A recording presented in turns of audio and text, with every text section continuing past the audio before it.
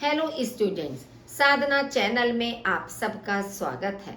बच्चों, आपका विषय चल रहा था क्षितिज पुस्तक का पाठ 16 जो कि क्लास 10th का है, नौबत खाने में इबादत।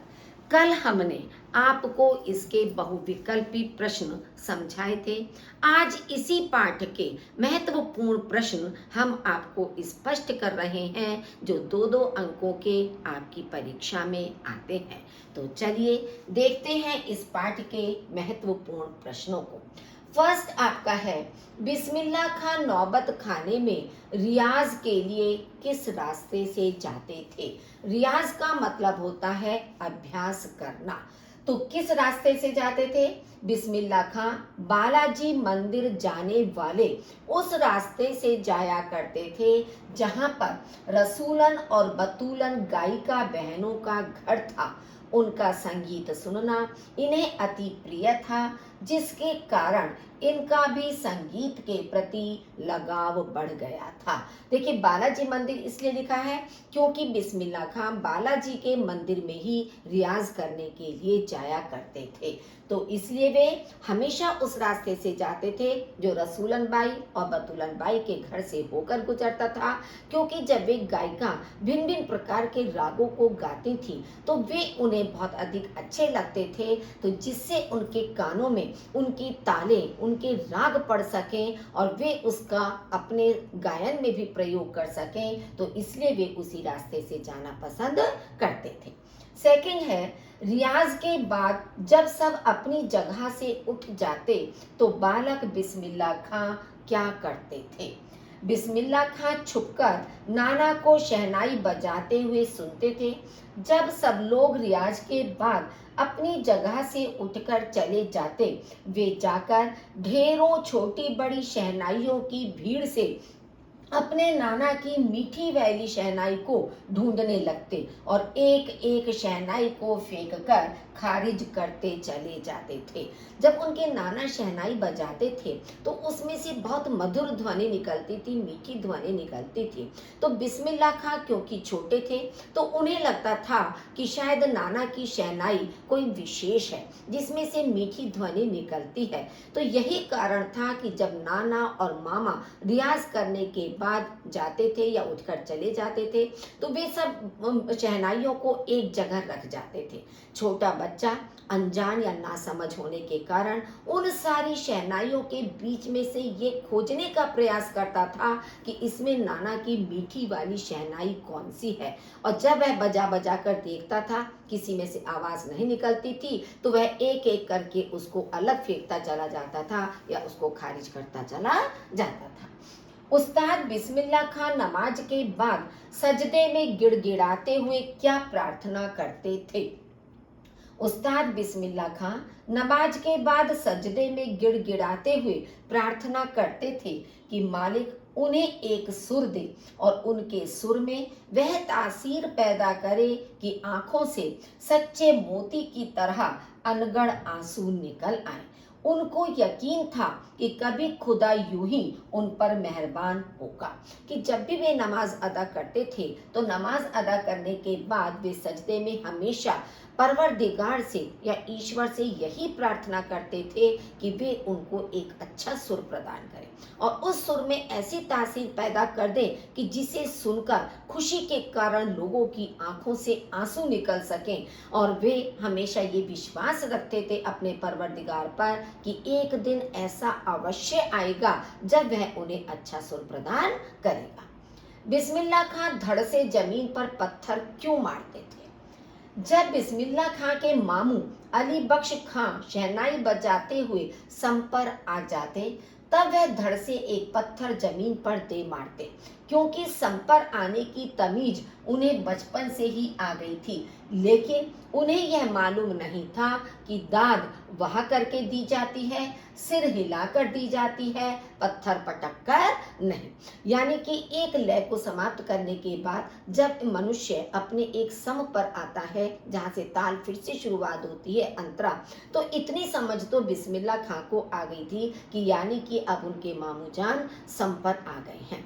लेकिन उन्हें ये नहीं पता था कि इसमें शाबाशी किस प्रकार से दी जाती है। तो ये समझ ना होने के कारण वे पत्थर को जोर से जमीन पर दे मारते थे, जबकि दाद सिर हिलाकर या बहा करके दी जाती है। काशी को संस्कृति की पाठशाला क्यों कहा गया है? काशी का भारतीय संस्कृति में प्राचीन काल से ही महत्वपूर्ण योगदान रहा है।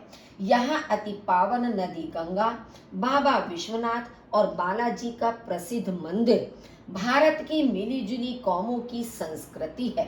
सर्वश्रेष्ठ शहनाई वादक बिस्मिल्लाह खां ने इसे अपने सुरों से संवारा है। खान पान की प्राचीन परंपराएं और साहित्य व संगीत का अदब काशी में बसता है। कहते हैं काशी में मरने वालों को जन्नत नसीब होती है। इसका इतिहास हजारों साल पुराना है, जिसमें पंडित कंठे महाराज, बड़े बड़े विद्वान, बड़े रामदास जी आदि यहाँ हुए। आज भी काशी संगीत के स्वर पर जगती और उसी की थापों पर सोती है। इन्हीं विशेषताओं के कारण काशी को संस्कृति की पाठशाला कहा गया है। मतलब इतनी सारी चीजें हमारी काशी में विद्यमान हैं। चाहे पवित्र नदी ले लीजिए, चाहे विश्वनाथ का मंदिर ले लीजिए, चाहे वहाँ बालाजी का मंदिर ले लीजिए, या जो प्रसिद्ध शहनाई वादक बिस्मिल्लाह खां हैं वो भी काशी में ही रहे और काशी में रहकर उन्होंने शहनाई वादन किया है, अच्छे सुर काशी को प्रदान किए हैं। और अनेक बड़े बड़े विद्वान, अनेक बड़े बड़े लोग काशी में उत्पन्न हुए हैं और जिन्होंने अपना पूर्ण सहयोग, पूर्ण योगदान काशी को दिया है, जिसके कारण काशी को संस्कृति की पाठशाला कहा जाता है। वहाँ की अलग तहजीब है, अलग बोली है, अलग अदब है, विशिष्ट लोग हैं वहाँ पर, जिसके कारण काशी को संस्कृति की पाठशाला कहा जाता है। बिस्मिल्लाह खां की शहनाई किस तरह से सरताज हो गई? बिस्मिल्लाह खां ने अपनी शहनाई के छोटे छोटे सुरों का करतब शुरू किया, फिर उनकी शहनाई और अधिक सुरीली होनी शुरू हो गई। बिस्मिल्लाह खां की फूंक में अजान की तासीर उतरती चली गई और देखते देखते शहनाई 1.5 शतक के साज से 2 शतक का साज बनकर साजों की कतार में सरताज हो गई, यानी कि सर्वश्रेष्ठ हो गई। पहले तो उन्होंने छोटे छोटे सुरों का कर्तव्य करना शुरू किया था, लोगों को कर्तव्य अपने दिखाए थे, लेकिन धीरे धीरे जितना वे अभ्यास करते रहे, जितना वे अपना समय शहनाई के लिए समर्पित करते चले, उतना ही उनकी शहनाई की ध्वनि सुरीली होती चली गई। और फिर वे जो भी अजान करते थे, जो भी वे नमाज आदि अदा करते थे, तो ऐसा लगता था कि उसकी तासीर भी उनकी शहनाई के अंदर आती चली जा रही है, इसलिए उनकी शहनाई सरताज हो गई थी। नेक्स्ट है, दुनिया कहती सुबहान अल्लाह, तिस पर बिस्मिल्लाह खां कहते हैं अल्हम्दुलिल्लाह। आशय स्पष्ट कीजिए कि इन दोनों शब्दों का क्या अर्थ है। कि ये तो दुनिया के लोग कहते थे उनकी शहनाई की ध्वनि को सुनकर, मीठी शहनाई को सुनकर, और उनके उत्तर में बिस्मिल्लाह खां इस शब्द का प्रयोग करते थे अल्हम्दुलिल्लाह। बिस्मिल्लाह खां की शहनाई की मधुर आवाज की प्रशंसा करते हुए दुनिया वाले कह उठते कि ईश्वर धन्य है, उसने ऐसा महान कलाकार बनाया। इस प्रकार लोग उनकी कला को अद्वितीय बताते हुए उनकी तारीफ करते। अपनी उस प्रशंसा पर अपनी विनम्रता को प्रदर्शित करते हुए बिस्मिल्लाह खां अपनी कला को ईश्वर की कृपा बताते थे। कि जब लोग उनकी शहनाई को सुनकर उनकी प्रशंसा करते थे, वाह करते थे, तो इस पर भी वे अपने विनम्र स्वभाव का परिचय देते हुए कहते थे कि इसमें मेरा कोई महत्व नहीं है, बल्कि इसमें ईश्वर की कृपा है, कि उन ईश्वर की कृपा के कारण ही मैं मधुर शहनाई बजाने में सक्षम हूँ या उसमें समर्थ हो पाता हूँ। बिस्मिल्लाह खां बचपन में फिल्में देखने के लिए पैसे कहाँ से जुटाते थे? बिस्मिल्लाह खां को बचपन में फिल्में देखने का बहुत शौक था। उस समय 3rd क्लास का टिकट 6 पैसे का था। फिल्में देखने के लिए वे 2 पैसे मामू से, 2 पैसे मौसी से और 2 पैसे नानी से लिया करते थे। फिर घंटों लाइन में लगे रहकर टिकट हासिल करते थे। मतलब जब फिल्म देखने का शौक था, उनके पास इतना पैसा नहीं होता था, तो इस तरह से वे 2-2 पैसे अलग अलग लोगों से लेकर फिल्म देखने के लिए जाते थे और घंटों लाइन में खड़े होकर उन्हें टिकट प्राप्त होता था। बड़े कलाकार का मानवीय रूप किसे कहा जाता है और क्यों? बिस्मिल्लाह खां एक महान कलाकार थे, मान सम्मान प्रसिद्धि आदि से परिपूर्ण, परंतु मुहर्रम के अवसर पर वे आम आदमी की तरह रुदन करते हुए नौहा बजाते थे और 8 किलोमीटर तक पैदल भी चलते थे। मुहर्रम के दिनों में वे राग रागनियां बजाना तक छोड़ देते थे। एक बड़े कलाकार का इस प्रकार सामान्य व्यक्ति की तरह सामाजिक परंपरा का निर्वाह करना ही उनका मानवीय रूप कहा गया है। वरना यदि कोई व्यक्ति इतनी प्रसिद्धि को प्राप्त कर लेता है या इतना विख्यात हो जाता है तो वह अपने धर्मों को अनदेखा करने लगता है, उसकी उपेक्षा करने लगता है। लेकिन बिस्मिल्लाह खां इतना प्रसिद्ध होने के बावजूद भी अपने धर्म के पर्वों को उतने ही उत्साह से मनाते थे, या जैसे मुहर्रम के दिन एक शोक के दिन होते थे तो वे उनमें भी अपना शोक प्रकट करते थे। किसी भी मांगलिक ध्वनि को या किसी भी राग रागनियों को वे नहीं बजाते थे और न ही किसी संगीत कार्यक्रम में वे उसमें भागीदारी अपनी निभाते थे। 1000 बरस की परंपरा पुनर्जीवित होने से लेखक का क्या आशय है? लेखक के कहने का तात्पर्य यह है कि 1000 वर्ष पहले करबला के युद्ध में हजरत इमाम हुसैन और उनके परिवार के लोग वीर गति को प्राप्त हुए थे, परंतु उनकी मृत्यु का शोक अब तक पारंपरिक रूप से मनाया जाता है।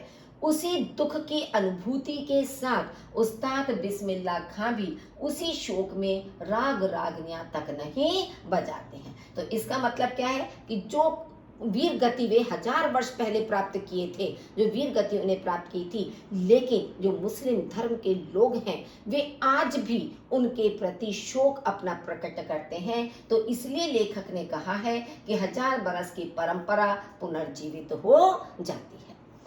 हिरण की महक का उदाहरण लेखक ने किस संदर्भ में दिया है? लेखक कहता है कि जिस तरह हिरण अपनी महक से परेशान होकर पूरे जंगल में उस वरदान को ढूंढता है जिसकी सुगंध उसके अंदर ही समाई हुई रहती है, उसी तरह बिस्मिल्लाह खां 80 वर्ष से सोचते आए हैं कि सातों सुरों को बरतने की योग्यता उन्हें सलीके से अभी तक क्यों नहीं आई।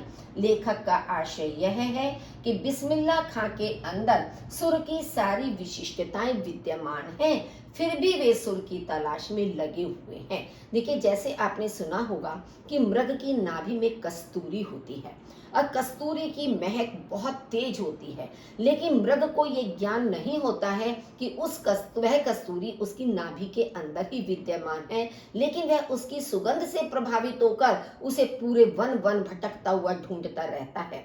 वही बात बिस्मिल्लाह खां के साथ थी कि उनके अंदर सुरों की सारी समझ थी, सारी विशेषताएं थी, लेकिन फिर भी उन्हें ऐसा लगता था कि वे अभी अच्छी तरह से सुर को नहीं जानते हैं और वे सुर की तलाश में हमेशा लगे रहते थे। बिस्मिल्लाह खां को किस बात का विश्वास था? बिस्मिल्लाह खां को इस बात का विश्वास था कि कभी खुदा उन पर मेहरबान हो जाएगा और अपनी झोली से सुर का फल निकालकर उनकी ओर उछाल कर कहेगा कि इसे खाकर अपनी इच्छा पूरी कर लो। अर्थात बिस्मिल्लाह खां को यह विश्वास था कि एक न एक दिन उन्हें सच्चा सुर अवश्य ही मिलेगा, यानी कि उन्हें अपने अल्लाह पर, अपने परवरदिगार पर, ईश्वर पर पूरा विश्वास था कि जिस सुर की मांग वह उनसे कर रहे हैं, इच्छा कर रहे हैं, तो एक न एक दिन ईश्वर उनके ऊपर अवश्य ही मेहरबान होगा और उन्हें अच्छा सुर प्रदान कर देगा। कुलसुम की देशी घी की बनी कचौड़ी को खां साहब संगीतमय कचौड़ी क्यों कहते थे? काशी के जीवन में उनके आकर्षण की और क्या वस्तुएं थीं? सौदाहरण लिखिए। कुलसुम के द्वारा कलकलाते देशी घी में कचौड़ी डालते ही छन से निकली आवाज में खां साहब को आरोह अवरोह के सारे सुर साकार हो उठते दिखाई देते थे। इसी कारण वे उन्हें संगीतमय कचौड़ियां कहा करते थे। काशी में मिलने वाली मलाई बर्फ और जलेबी से भी उन्हें विशेष लगाव था। देखिए, घरों में भी जब कचौड़ियाँ पूरियाँ आदि तली जाते हैं तो जैसे ही उसे गर्म घी में डाला जाए तो एकदम छन की सी आवाज होती है। लेकिन हर व्यक्ति का दृष्टिकोण अलग अलग होता है कि हम जिस नजरिए से, जिस दृष्टिकोण से किसी चीज को देखते हैं, हमें वही रूप उसमें दिखाई देता है। अब यहाँ पर बिस्मिल्लाह खां क्योंकि संगीत से जुड़े हुए थे, संगीत में आप देखिए सरगम में 7 सुर होते हैं, तो जैसे ही कुलसुम हलवाई कचौड़ी उसमें डालती थी तो वैसे ही जो आवाज निकलती थी तो उन्हें लगता था कि मानो आरोह अवरोह के सारे सुर उनके सामने साकार हो रहे हैं, उसी के अनुसार आवाज निकल रही है। तो इसलिए उन्होंने उसका नाम संगीत में कचौड़ियाँ रख दिया था, या संगीत में कचौड़ियाँ उसको कहा करते थे। इसके अलावा उन्हें मलाई बर्फ और जलेबी भी बहुत अधिक पसंद थी। काशी में संकट मोचन मंदिर कहाँ स्थित है तथा वहाँ क्या क्या होता है? काशी में संकट मोचन मंदिर शहर के दक्षिण में लंका में स्थित है। वहां हनुमान जयंती के अवसर पर 5 दिनों तक शास्त्रीय एवं उपशास्त्रीय गायन वादन की उत्कृष्ट सभा होती है। इसमें बिस्मिल्लाह खां अवश्य ही रहते हैं। तो फर्स्ट आपका आंसर क्या हो गया? काशी में संकट मोचन मंदिर शहर की दक्षिण दिशा में लंका में स्थित है, कि वहां लंका नाम की एक जगह होगी जो कि काशी की दक्षिण दिशा की ओर होगी। वहां हनुमान जयंती के अवसर पर संगीत की सभाएं होती थी, उनका आयोजन होता था। तो इसलिए ये सारे कार्यक्रम उस जगह पर जहाँ लंका है वहाँ पर ये सारे कार्यक्रम हुआ करते थे, जिसमें बिस्मिल्लाह खां भी अपनी भागीदारी निभाते थे। मजहब के प्रति समर्पित बिस्मिल्लाह खां की श्रद्धा काशी विश्वनाथ के प्रति भी अपार थी। नौबत खाने में इबादत पाठ के आधार पर इस कथन की पुष्टि कीजिए। बिस्मिल्लाह खां काशी की संस्कृति में रचे बसे थे। अपने मजहब के प्रति अत्यधिक समर्पित उस्ताद बिस्मिल्लाह खां की श्रद्धा काशी विश्वनाथ जी के प्रति भी उतनी ही थी। वे जब भी काशी से बाहर रहते थे तब विश्वनाथ व बालाजी मंदिर की दिशा की ओर मुंह करके बैठते थे। यही नहीं, चाहे थोड़ी देर के लिए ही सही, मगर उसी ओर शहनाई का प्याला घुमा दिया जाता था और भीतर की आस्था रीढ़ के माध्यम से बजती थी। वे कहा करते थे कि काशी स्थित गंगा मैया, बाबा विश्वनाथ और बालाजी के मंदिर को छोड़कर भला वे और कहाँ रह सकेंगे, जो उनकी काशी विश्वनाथ के प्रति अपार श्रद्धा को अभिव्यक्त करती है। मतलब जितनी श्रद्धा, जितना आस्था उन्हें अपने धर्म के प्रति थी, उतनी ही आस्था, उतनी ही श्रद्धा उन्हें काशी विश्वनाथ में भी थी, या काशी के प्रति भी थी, क्योंकि वहाँ पे गंगा मैया थी, विश्वनाथ का मंदिर था, हनुमान बालाजी का मंदिर था। तो उनके प्रति भी उनके मन में उतनी ही अगाध श्रद्धा और आस्था थी। साधारण सिद्ध कीजिए कि बिस्मिल्लाह खां रियाजी व स्वादी दोनों थे। बिस्मिल्लाह खां रियाजी और स्वादी दोनों थे। वे रोज बालाजी के मंदिर में रियाज करने जाते थे और उसी का नतीजा था कि वे आगे चलकर विश्व विख्यात शहनाई वादक बने। खां साहब जब फिल्म देखने जाते तो कुलसुम की देसी घी वाली दुकान की संगीत में कचौड़ियाँ खाना नहीं भूलते थे। उन्हें मलाई बर्फ व जलेबी खाना भी खूब पसंद था। तो देखिए, रियाजी और स्वादी दोनों शब्दों का मतलब ये है कि वे अपने जो लक्ष्य था उससे भी पीछे नहीं हटते थे, क्योंकि शहनाई उनका एक लक्ष्य था कि शहनाई में उन्हें सर्वोच्च स्थान प्राप्त करना या शहनाई में और अधिक सुधार लाने की। तो इसलिए वे अपना रियाज भी कभी नहीं छोड़ते थे, प्रतिदिन नियम से वे शहनाई का रियाज किया करते थे। और स्वादी, स्वाद का मतलब है कि भोजन के प्रति उनके मन में जो स्वाद था, वो स्वाद किस किस में था? कुलसुम की देशी घी वाली कचौड़ियों में था, मलाई बर्फ में था, जलेबी में था। तो वे इसके प्रति भी अपनी रुचि रखते थे और इसके खाए बिना वे नहीं रह पाते थे। काशी में बाबा विश्वनाथ और बिस्मिल्लाह खां एक दूसरे के पूरक हैं। इस कथन का क्या आशय है? इस कथन का आशय यह है कि बिस्मिल्लाह खां बचपन से बाबा विश्वनाथ और बालाजी के मंदिर में शहनाई बजाते आए हैं। इसी से वे शहनाई वादन कला में प्रवीण हो सके। प्रवीण का मतलब कुशल हो जाना, पारंगत हो जाना। उनके मन में बाबा विश्वनाथ के प्रति अगाध श्रद्धा थी। वे अपनी इस कला दक्षता का श्रेय बाबा विश्वनाथ को ही देते हैं। मतलब उन्हें अपने आप ये लगता था कि इसमें जो कुशलता उन्होंने प्राप्त की है उसका पूरा श्रेय बाबा विश्वनाथ को है, इसमें उनका कोई भी वो नहीं है। तो बाबा विश्वनाथ को ही वे उसका पूरा श्रेय देते थे कि उनकी कृपा से, उनके आशीर्वाद से ही वे अच्छी शहनाई वादन करने में सक्षम होते हैं। इसी प्रकार बाबा विश्वनाथ के मंदिर का प्रत्येक दिन भी बिस्मिल्लाह खां की शहनाई के मधुर स्वर से ही प्रारंभ होता था। अतः बाबा विश्वनाथ और बिस्मिल्लाह खां एक दूसरे के पूरक थे और एक दूसरे के बिना अधूरे थे। मतलब मंदिर का जो दिन होता था वो भी उनकी शहनाई वादन से ही प्रारंभ होता था, उसके बिना शुरू नहीं होता था। तो इसलिए एक दूसरे के दोनों पूरक थे। अली बख्श के घराने का खानदानी पेशा क्या था? मंदिरों में प्रायः कौन कौन से राग गाए जाते थे? अली बख्श के घराने का खानदानी पेशा शहनाई वादन था। उनके अब्बाजान भी बालाजी मंदिर की ड्योढ़ी पर शहनाई बजाते थे। उस समय मंदिरों में प्रायः भीम पलासी, मुल्तानी, कल्याण, ललित, भैरवी आदि राग गाए जाते हैं। अली बख्श कौन थे?